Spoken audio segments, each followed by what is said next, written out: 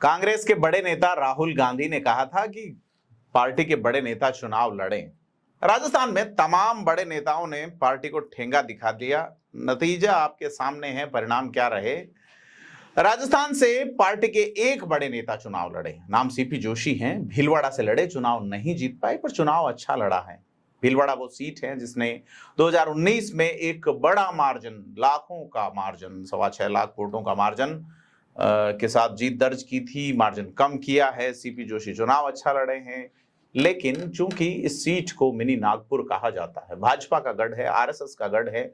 Bhilwara seat CP Joshi 2009 में जरूर यहां से चुनाव जीते थे, लेकिन यह सीट लगातार तीसरी बार भाजपा के खाते में गई है।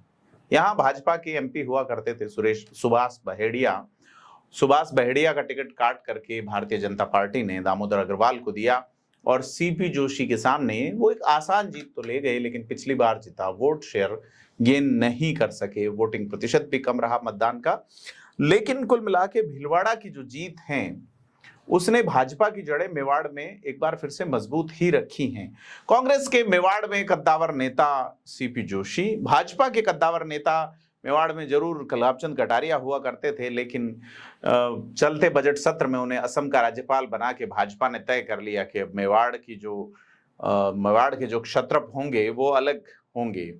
विश्वराज सिंह मेवाड़ को सीपी जोशी के सामने टिकट दिया, भाजपा वो सीट जीतती है। उसके बाद राजसमंद से विश्वराज सिंह मेवाड़ की पत्नी महिमा कुमारी को टिकट दिया गया।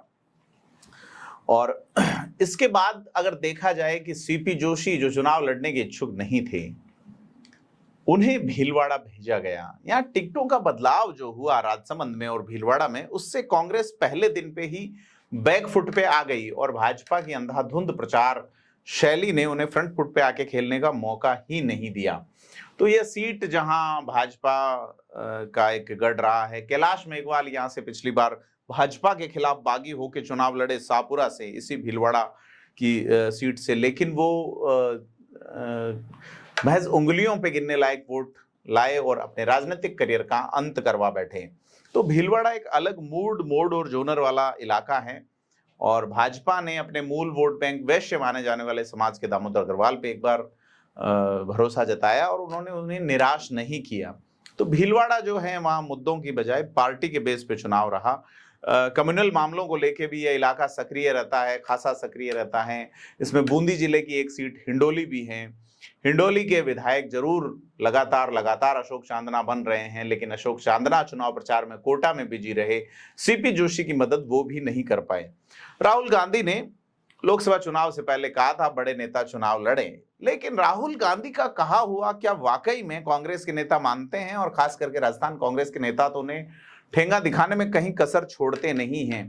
राहुल गांधी जब राजस्थान में यात्रा में आए थे तो उन्होंने कहा कि अब भाषण में इंदिरा गांधी ने क्या किया, राजीव गांधी ने क्या किया, इसकी बजाय आप क्या कर रहे हैं इसका उल्लेख करें। लेकिन अशोक गहलोत नहीं चूके, कहीं भी किसी भाषण में उन्होंने इंदिरा गांधी ने शहादत दी, राजीव गांधी ने शहादत दी, इसका जिक्र करने से वो चूकते नहीं हैं अशोक गहलोत। वैसे ही जैसा कहा गया कि बड़े नेता चुनाव लड़े, न गोविंद सिंह डोटासरा चुनाव लड़े, न हरीश चौधरी चुनाव लड़े, न अशोक गहलोत लड़े, न ही सचिन पायलट चुनाव लड़े। अगर ये चुनाव लड़ते तो कांग्रेस खुद लड़ती हुई नजर आती। कांग्रेस ने 25 के 25 प्रत्याशियों को बदला। लोकसभा चुनाव में जो 19 में चुनाव लड़े थे, उनमें से सिर्फ एक व्यक्ति चुनाव रिपीट होता है और वो भी उनकी भी सीट बदली गई है। जोधपुर से जालोर भेजा गया वैभव गहलोत को। बाकी कांग्रेस ने नए लोगों पे दांव आजमाए, गठबंधन किए। गठबंधन वागड़ वाला फेल रहा। जिस तरीके से कांग्रेस के प्रत्याशी खड़े रह गए, तो एसटी वोट बैंक को कांग्रेस जो एक मैसेज देना चाहती थी वो फुल तरीके से नहीं दे पाई। भीलवाड़ा अलग तरीके का मूड वाला इलाका रहा है। पुराने जमाने में भी अगर आज़ादी के वक्त भी देखें तो बगावत वाला इलाका रहा है। यहाँ चुनाव को लेके मुझे किस्सा याद आता है कि जब भारत में पहली बार सेना अध्यक्षों का तय किया जा रहा था, तो एयरफोर्स और नेवी के लिए जब पंडित नेहरू ने ब्रिटिश अधिकारियों की नियुक्ति की, तो आर्मी को लेके भी वो यही सोचते थे कि किसी ब्रिटिश को ही आर्मी चीफ बनाया जाए। लेकिन इसी मेवाड़ के गोमानपुरा के रहने वाले जनरल नथु सिंह, जो कि उस वक्त ब्रिगेडियर हुआ करते थे, वो बोले कि ऐसा क्यों कर रहे हैं आप? बोले कि किसी भारतीय को ब्रिटिश अधिकारी होने, किसी भारतीय को सेना का, इतनी बड़ी सेना का अध्यक्ष रहने का अनुभव नहीं है, लिहाजा किसी ब्रिटिश को ये दायित्व सौंपा जाए। नथु सिंह राठौड़ बोलते हैं कि किसी भारतीय को इतने बड़े देश का प्रधानमंत्री होने का अनुभव भी नहीं है, तो क्यों न किसी प्रधानमंत्री भी किसी ब्रिटिश को बनाया जाए। नथु सिंह पे नेहरू मुस्कुराते हैं और कहते हैं कि आप ये जिम्मेदारी लेंगे, क्योंकि वो स्टैंडर्ड्स अकादमी से पास आउट होने वाले 3 में से एक अधिकारी थे। उस वक्त राजेंद्र सिंह जाडेजा थे, जो बाद में सेनाध्यक्ष बने भी, लेकिन उन्होंने कहा नहीं, के.एम. करियप्पा हमारे सीनियर, और ऐसे के.एम. करियप्पा जो है वो पहले थल सेनाध्यक्ष बने थे। अब आप कहेंगे कि भीलवाड़ा का जिक्र करते हुए मैं क्यों नथु सिंह राठौड़ का जिक्र कर रहा हूँ। उसकी वजह है कि नथु सिंह राठौड़ इसी भीलवाड़ा सीट से लोकसभा का चुनाव लड़े थे। उपचुनाव में चुनाव नहीं जीते, हार गए थे। महारानी गायत्री देवी की स्वतंत्र पार्टी से लड़े थे 1967 के आसपास। तो यह जो इलाका है, अलग मूड और मोड वाला इलाका है।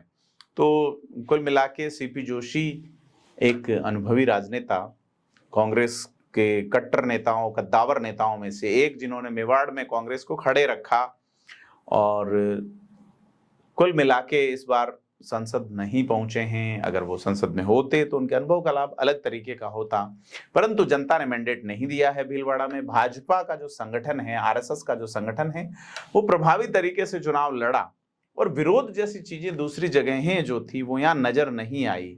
यहाँ स्थानीय की बजाय राष्ट्रीय मुद्दे, अंतर्राष्ट्रीय स्तर पर भारत की छवि और इन बिंदुओं पे चीजें कायम रही, और उसका फायदा सीधे तौर पे दामोदर अग्रवाल को मिला, और भाजपा ने इस सीट को कायम रखा है।